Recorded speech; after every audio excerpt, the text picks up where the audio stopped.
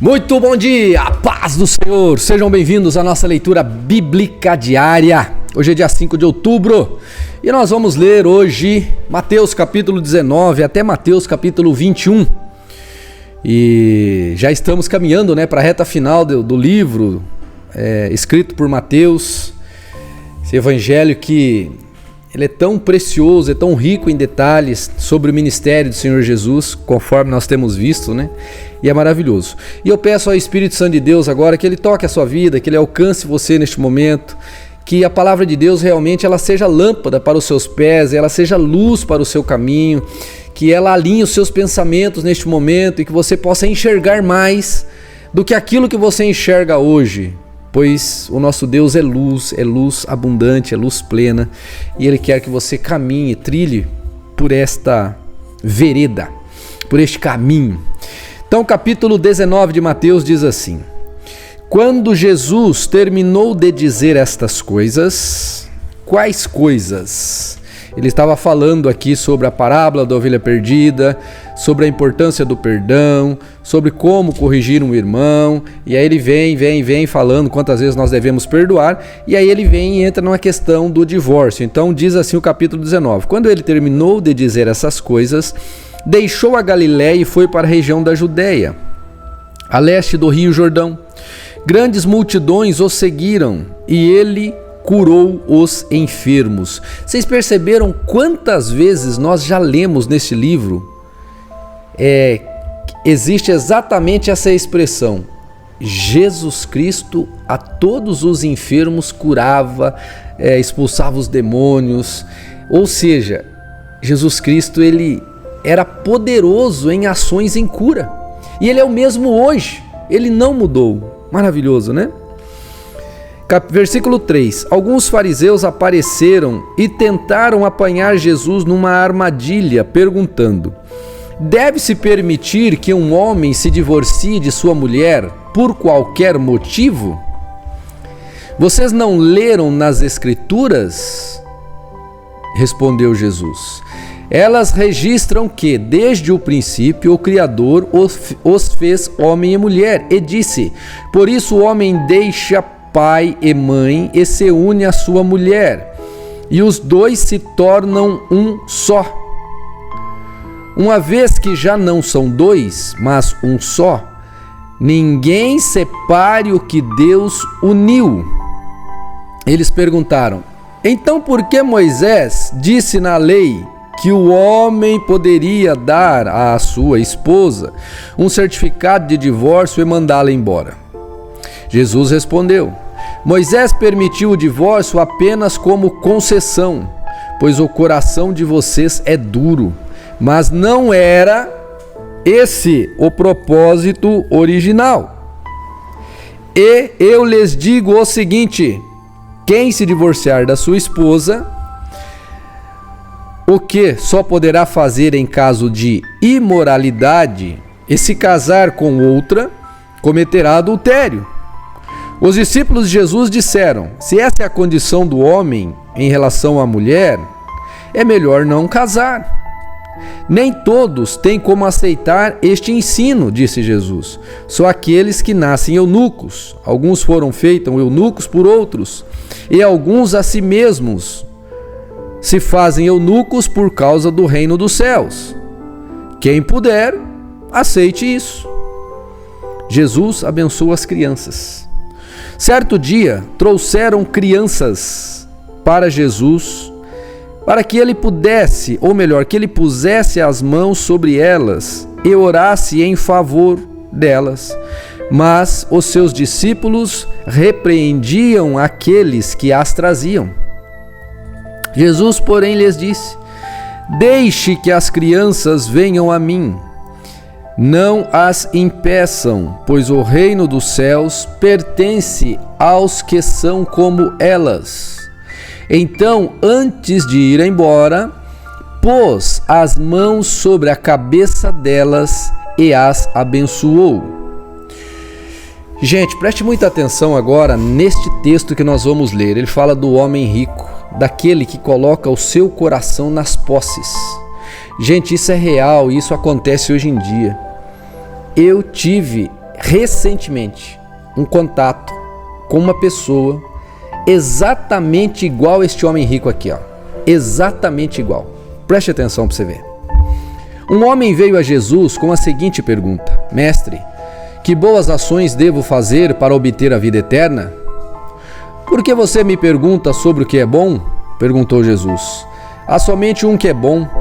Se você deseja entrar na vida eterna, guarde os mandamentos. Quais? Perguntou o homem. Jesus respondeu: não mate, não cometa adultério, não roube, não dê falso testemunho, honre seu pai e sua mãe, ame o seu próximo como a si mesmo. Tenho obedecido a todos esses mandamentos, disse o homem. O que mais devo fazer? Jesus respondeu: se você quer ser perfeito, vá e venda todos os seus bens e dê o dinheiro aos pobres. Então você terá um tesouro no céu. Depois venha e siga-me. Quando o rapaz ouviu isso, foi embora triste, porque tinha muitos bens. Então Jesus disse a seus discípulos: eu lhes digo a verdade. É muito difícil um rico entrar no reino dos céus.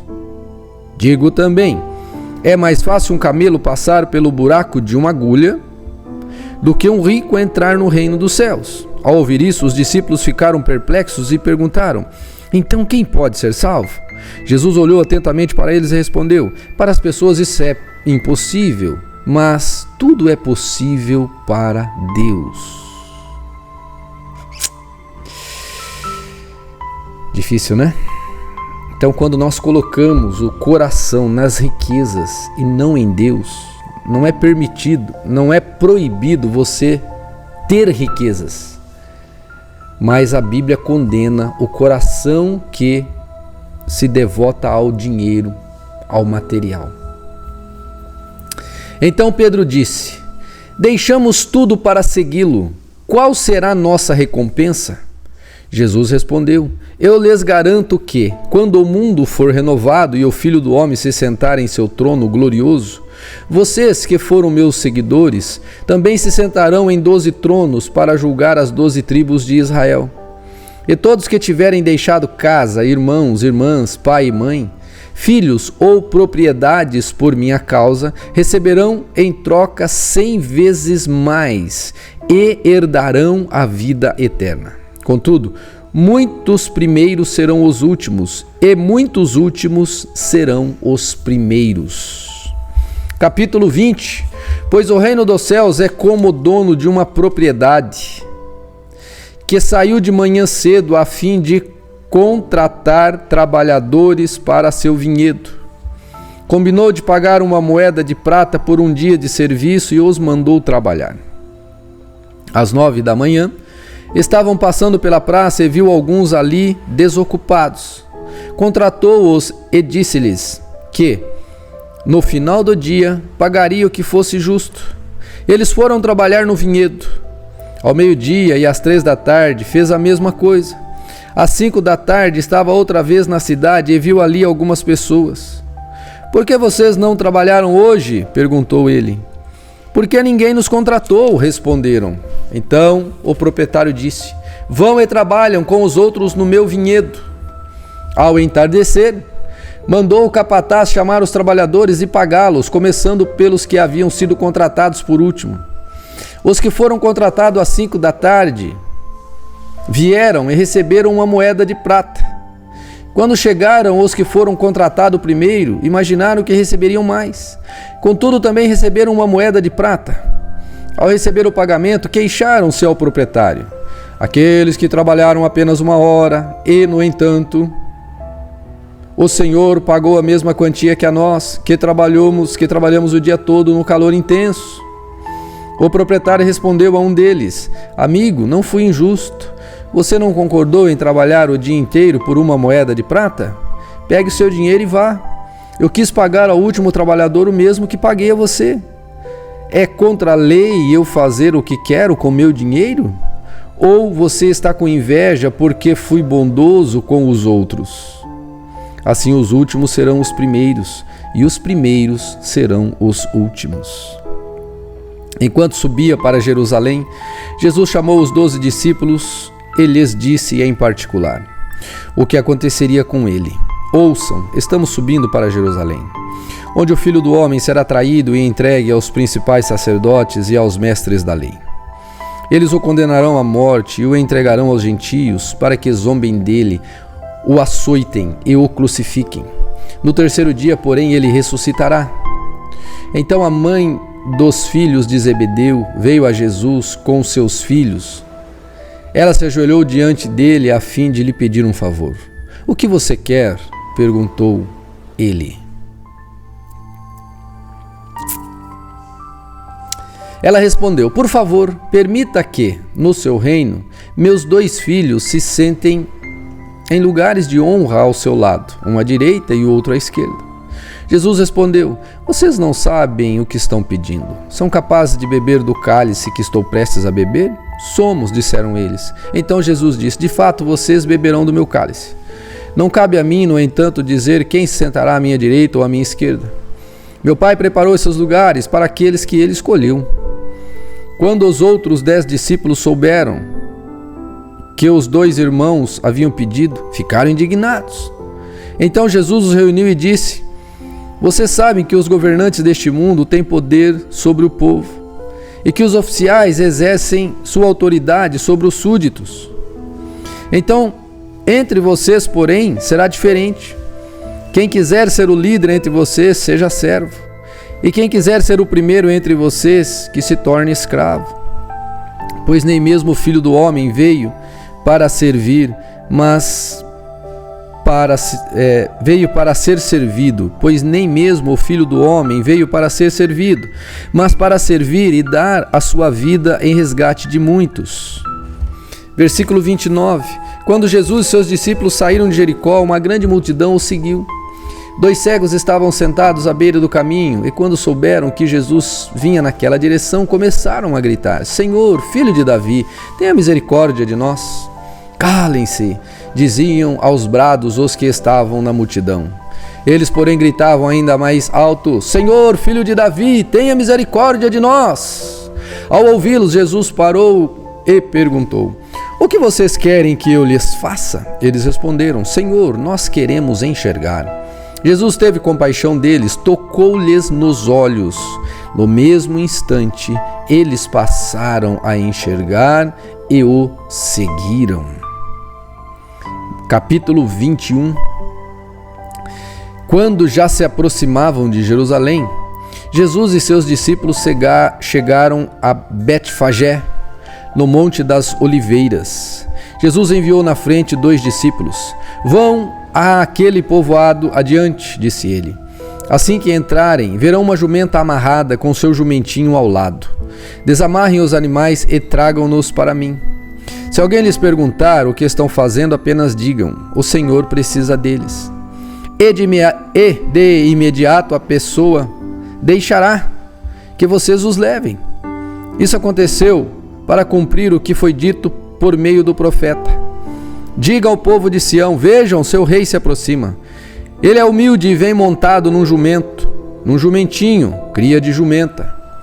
Os 2 discípulos fizeram como Jesus havia ordenado.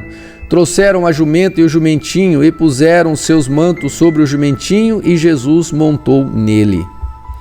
Grande parte da multidão estendeu seus mantos ao longo do caminho diante de Jesus, e outros cortaram ramos das árvores e os espalharam pelo chão.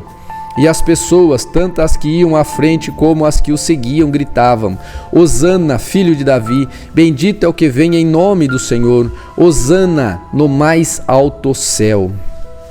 Quando Jesus entrou em Jerusalém, toda a cidade estava em grande alvoroço. "Quem é este?", perguntavam. A multidão respondia: "É Jesus, o profeta de Nazaré da Galileia."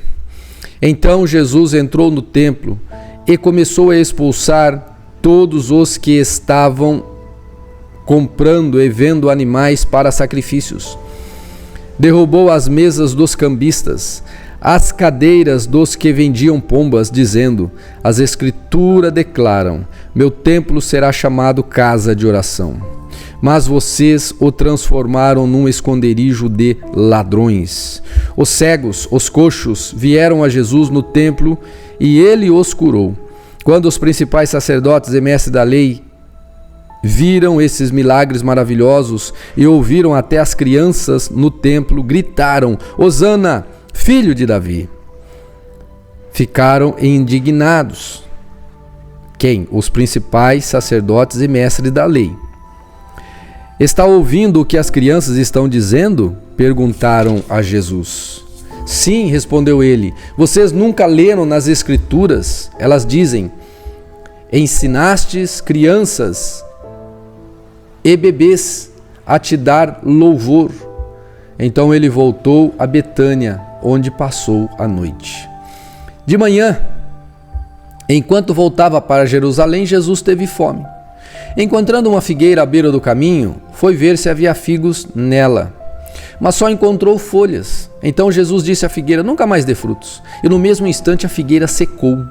Quando os discípulos viram isso, ficaram admirados e perguntaram: como a figueira secou tão depressa? Jesus respondeu: eu lhes digo a verdade, se vocês tiverem fé e não duvidarem, poderão fazer o mesmo que fiz com esta figueira e muito mais.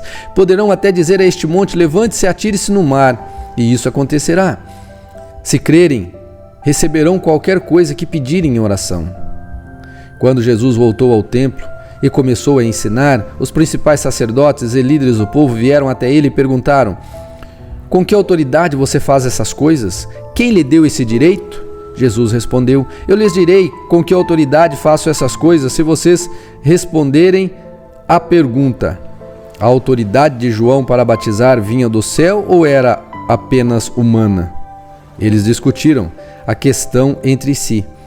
Se dissermos que vinha do céu, ele perguntará: então por que não cremos em João?